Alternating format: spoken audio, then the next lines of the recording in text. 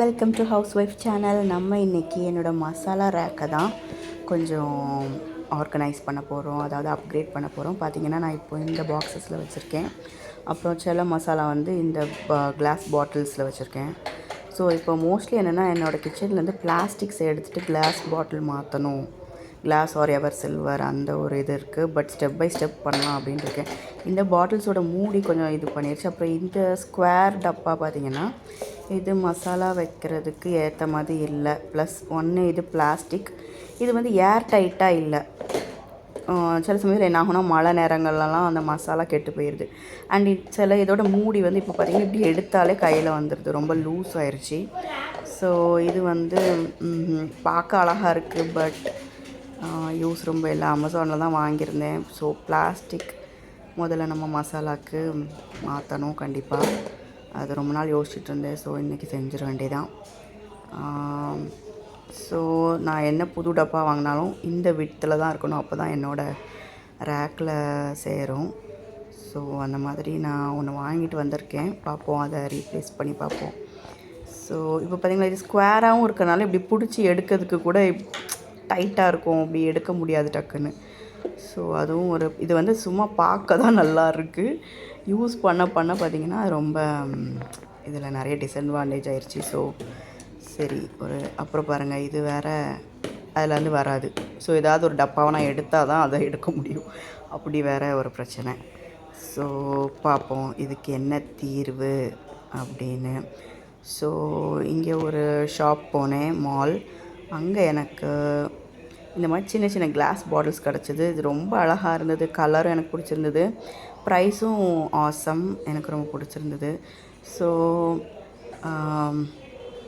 பார்த்திங்கன்னா இது வந்து ஒரு 100 கிராம் மசாலா பிடிக்கும், அந்த மாதிரி சைஸில் இருக்குது, தாராளம் போதும். ஸோ இது கண்டிப்பாக இதெல்லாம் ரீப்ளேஸ் பண்ணால் எனக்கு கொஞ்சம் வசதியாக இருக்கும் அப்படின்னு தோணுது. இது அதை விட கொஞ்சம் குட்டியாக தான் இருக்குது. ஸோ தாராளமாக ரேக்லேயும் சேர்ந்துடும். இந்த கலர் எல்லாமே அழகாக இருக்குது. இது ஸ்டாண்டர்ட் சைஸ் தான். இந்த பாட்டிலுக்கு லிட்டு வந்து நமக்கு கிடைக்கும், இந்த சைஸ் லிட் கிடைக்கும். ஸோ ஏதாவது நாசமாயிட்டுனா கூட நம்ம இயர்லி ஒன்ஸ் அப்போ மாற்றிக்கலாம் லிட், ஏதாவது பிரச்சனையாச்சுன்னா, பிகாஸ் பிளாஸ்டிக்குங்கிறனால. ஸோ இந்த மாதிரி நான் நிறைய பாட்டில்ஸ் வாங்கி அதில் என்னென்ன மசாலா போடணுன்ட்டு பேரும் எழுதி வச்சிட்டேன். ஏன்னா என் ரேக்கில் பேர் போட்டால் தான் தெரியும், மேலே உள்ள லிட்டு மட்டும்தான் நமக்கு தெரியும். ஸோ பேர் எழுத வேண்டியிருக்கும் கண்டிப்பாக. ஸோ பார்க்கலாம், இதை நம்ம வந்து ரீஃபில் பண்ணிவிட்டு அடுக்கி பார்ப்போம் எப்படி இருக்குன்னு. ஒரு 20 பாட்டில்ஸ் வாங்கியிருக்கேன், வேணும்னா வேறு வாங்கிக்கலாம்னு நினச்சிருக்கேன். எப்படியும் பார்ப்போம், 10 தானே. ஸோ இது பாருங்களேன், இது சைஸ் எல்லாமே அழகாக இருக்குது. ரவுண்டு இதுங்கிறனால எனக்கு பிடிச்சி தூக்கவும் ஈஸியாக இருக்கும். இந்த ஃபஸ்ட்டு இருந்த ஸ்கொயர் பாட்டிலோட பாருங்கள் எவ்வளோ அழகாக ஃபிட் ஆகிருச்சு. ஆக்சுவலி இன்னுமே 2 ரோ வைக்கலாம். பட் ஓகே, பேசிக்கான மசாலா எல்லாமே எனக்கு வந்துருச்சு.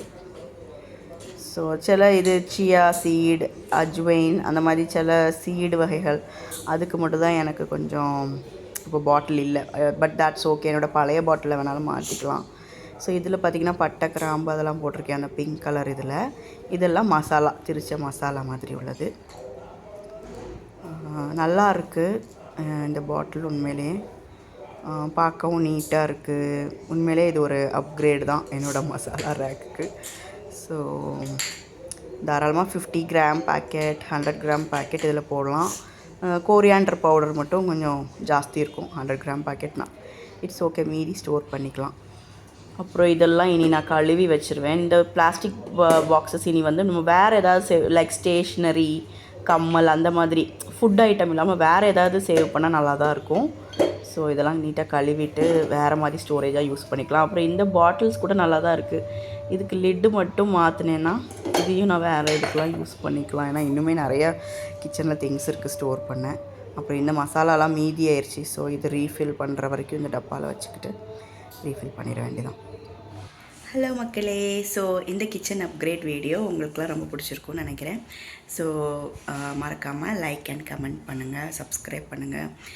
தொடர்ந்து நம்ம ஹவுஸ் ஒய்ஃப் சேனலை பார்த்துட்டே இருங்க. பாய்.